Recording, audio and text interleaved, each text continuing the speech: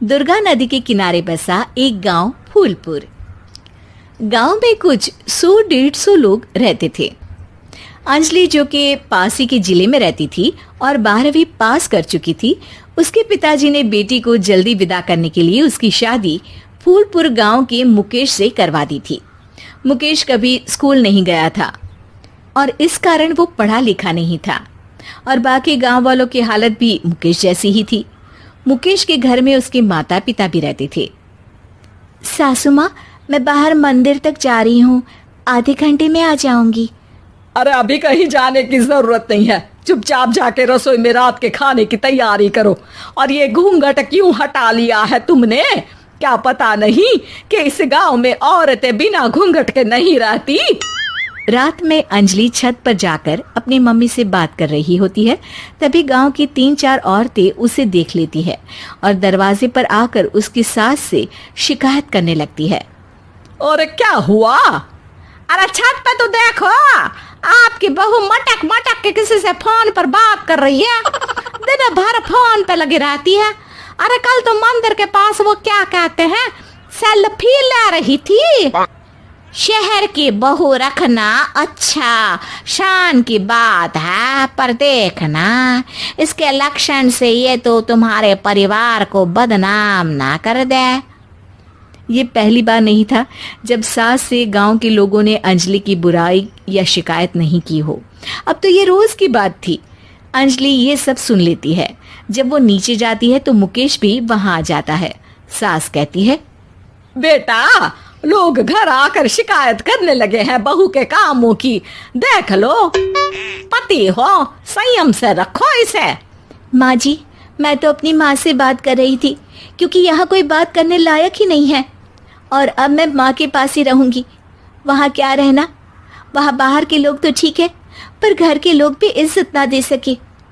अरे नहीं नहीं अंजलि, ऐसा नहीं है, धीरे धीरे सब ठीक हो जाएगा, तुम फिक्र ना करो। अरे बस कुछ बोलना ही नहीं है, सर पे चढ़ा रखा है बहू को। सास मुकेश की नरम बात सुन के वहां से मुंह चढ़ाकर चली जाती है। मैं तो कहती हूँ हम दोनों शहर चले जाते हैं। मैं पढ़ी लिखी हूँ, मुझे वहाँ नौकरी भी मिल जाएगी और थोड़े दिनों में आप भी वहाँ कुछ काम ढूंढ लेना। अरे नहीं नहीं अंजलि, हम यहाँ ना गांव का खेत, माँ पिताजी को छोड़कर शहर नहीं जा सकते। माँ पिताजी को कैसा लगेगा और गांव वाले क्या सोचेंगे? ये कहकर मुकेश सोने चला जाता है और अंजलि की गांव वालों द्वारा बुराई का सिलसिला बहुत दिनों तक चलता ही रहता है। लेकिन अंजलि गुस्सा ना दिखाते हुए समझदारी से काम लेती है। बारिश का मौसम चालू हो जाता है। जोरदार बारिश से पूरे गांव में हाहाकार मच जाता है। दुर्गा नदी में बाढ़ आ जाती है और बाढ़ का पानी पूरे गांव की फसल तबाह कर देता है। फसल की ये हालत देखकर गांव वाले निराश हो जाते हैं और बात तो यहाँ तक पहुँच जाती है कि कुछ लोग तो अंजलि को इस सब का दोषी ठहरा देते हैं। अरे पूरी फसल तबाह हो गई, पता नहीं किसकी नजर लग गई है। अरे जब से चौधरी परिवार में ये शहर की बहू आई है ना, तब से ही गांव की शांति चली गई है। इसके कर्म कांड से माँ दुर्गा नदी भी खुश नहीं है। ये सब सुनकर बेचारी अंजलि रोते हुए अपने घर चली जाती है। कुछ दिन बाद सभी गांव वाले अपनी फसल का मुआवजा लेकर अपने अपने घर आते हैं। मुकेश भी 1500 लेकर आता है। अंजलि को जब पासबुक दिखाता है तो अंजलि हैरान हो जाती है। अरे, ये पासबुक में तो उन्होंने 4000 की एंट्री करी है और आपको सिर्फ 1500 दिए। सच में?